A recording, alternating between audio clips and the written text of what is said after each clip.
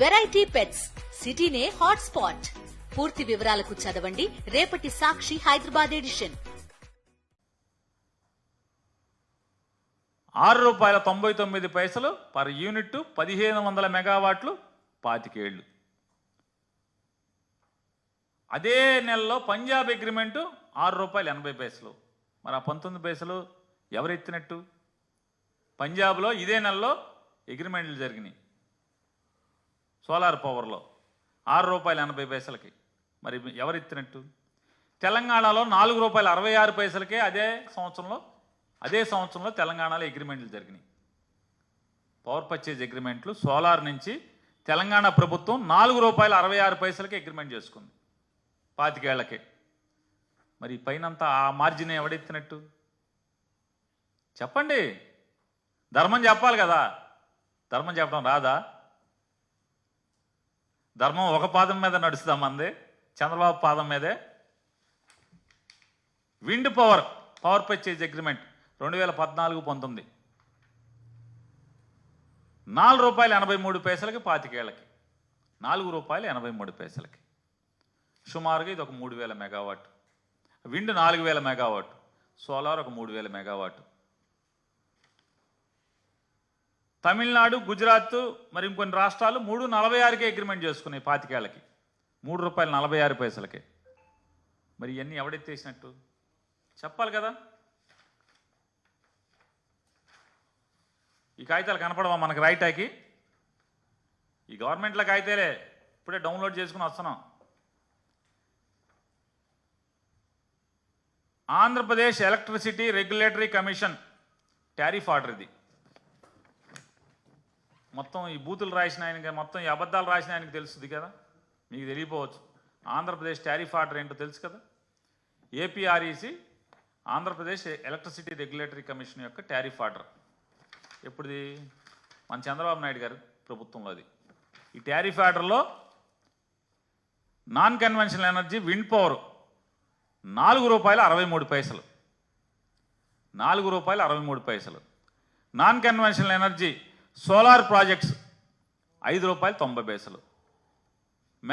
మన wind power ఒక 4000 megawatt సుమారుగా, సోలార్ పవర్ ఒక 3000 మెగావాట్. ఇది ప్రభుత్వం ఎవరి ప్రభుత్వం? మీ ప్రభుత్వమే కదా. మీ ప్రభుత్వంలో ఇచ్చిన టారిఫ్ ఆర్డరే కదా ఇది. అంటే 5 ఏళ్లలో ఈ ప్రభుత్వం మీద, ఈ రాష్ట్ర ప్రజల మీద వేసిన బండ కదా ఇది.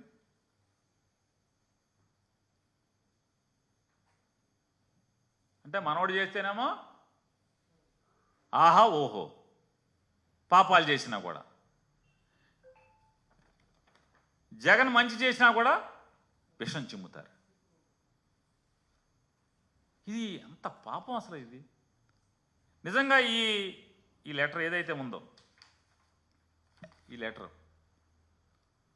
కేంద్ర ప్రభుత్వం నుంచి జగన్మోహన్ రెడ్డి గారికి వచ్చినప్పుడు దీనికి ఒప్పుకోకుండా ఉండుంటే మన 2 పేపర్లు ఏమని రాసి ఉండేవాళ్ళు? కేంద్ర ప్రభుత్వం ₹2.49 ఇస్తా అన్నా కూడా జగన్మోహన్ రెడ్డి ఎవడి కోసమో, ఎవడో దగ్గర కరెంటు కొనటం కోసం ఇది తీసుకోలేదని రాసేవాళ్ళ, విషం చిమ్మేవాళ్ళు కదా. అదే సినిమాలో పరశూరు గోపాలకృష్ణ చెప్తాడు, ఎన్టీ రామారావు గారు అలా ఆవిడ క్యాన్సర్ హాస్పిటల్లో ఉంటే వరద వచ్చింది, వరదలకి వెళ్ళాడు, హాస్పిటల్కి వెళ్ళాడు, అదైతే అది రాసుకో, ఇదైతే ఇది రాసుకో అని చెప్తాడు.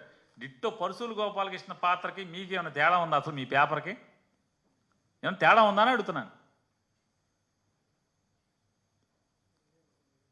మీ ఊడికి కదా గడ్డి పెట్టాల్సింది, చంద్రబాబు నాయుడికి కదా.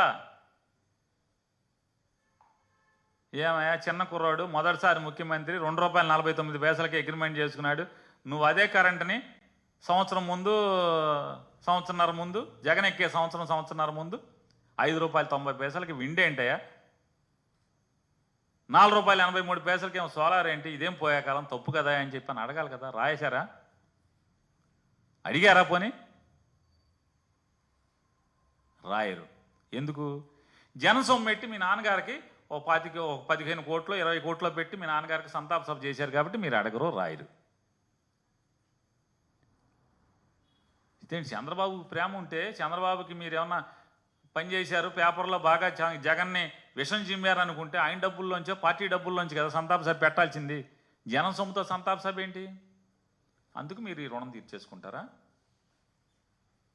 అంటే ఆయన మీ రుణం తీర్చుకుంటారు, మీరు ఆయన రుణం తీర్చుకుంటారు. ఇక ఇచ్చినమ్మ వాయినం, పుచ్చుకున్నానమ్మ వాయినం, అంతే కదా. పల్లెటూళ్ళలో గ్రామాల్లో మామూలుగా ఈ కార్తీక మాసంలో నోవులు ఉంటాయి, వాయినం ఇస్తారు, వాయినం పుచ్చుకుంటారు ఒకళ్ళు. అట్టా ఆయన మీకు చేసేస్తా ఉంటాడు, మీకు ఆయన చేసేస్తా ఉంటారు. ఇక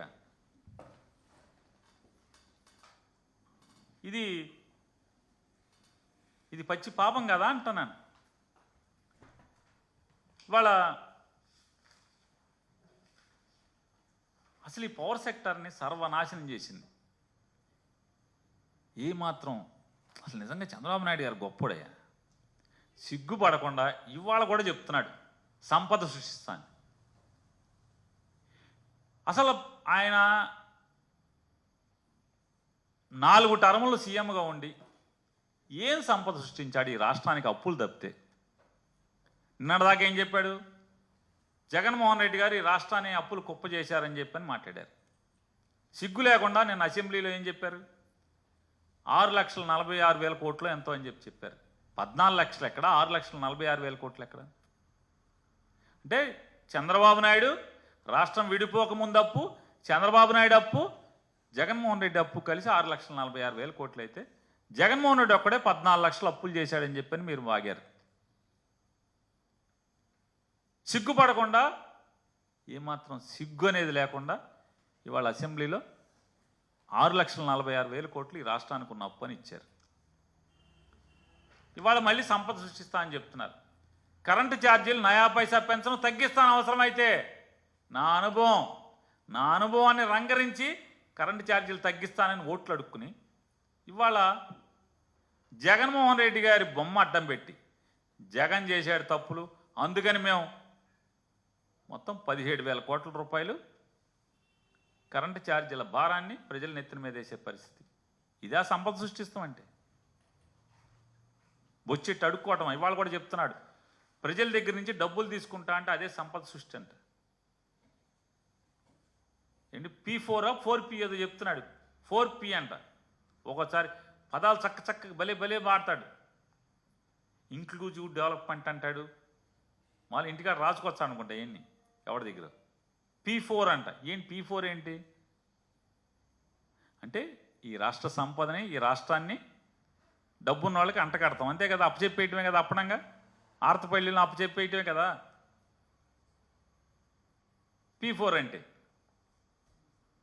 గవర్నమెంట్ మెడికల్ కాలేజీని నమ్మేస్తావు, గవర్నమెంట్ పోర్టులను నమ్మేస్తావు. ఇది సంపద సృష్టి అంటావు. ఇప్పుడు ఒక 50,000 కోట్లు పైన చేసేసావు అప్పు. 6 నెలల వల్ల 5 నెలల్లో 50,000 కోట్లు అప్పులు చేసావు. ఇస్తా అన్న పథకాలు ఇవ్వలేదు. సంవత్సరానికి 3 గ్యాస్ బండ్లు అన్నావు. ఒక గ్యాస్ బండ్ నెత్తి మీద కొట్టి సరిపెట్టండి అంటున్నావు. జగన్ ఉన్నప్పుడు బాధుడే అన్నావు. ఇప్పుడు అసలు ఏది ముట్టుకున్నా బాధుడే కదా. కందిపప్పు, టమాటా, ఏది పప్పు, అసలు మామూలుగా ఏది నీ ఇష్టం వచ్చింది తీసుకో, అన్నీ బాధుడే కదా. సంవత్సరానికి 3 బండ్లు అన్నావు కదా. మరి ఈ సంవత్సరం నువ్వు ఎక్కి రేపు మార్చికి సంవత్సరం అయితే మరి మొదటి సంవత్సరం ఎంత? మళ్ళీ మార్చికి దిగిపోతావు కదా నువ్వు. మళ్ళీ మార్చికి ఉండవు కదా. ఎలక్షన్ వచ్చేస్తుంది కదా కోడు. లేదా మోడీ గారు ఏదో అది ఇది అంటున్నాడు, అదైతే అసలు ఇంకా ముందే అయిపోతావు కదా. 27కి అయిపోతావు అంటున్నారుగా.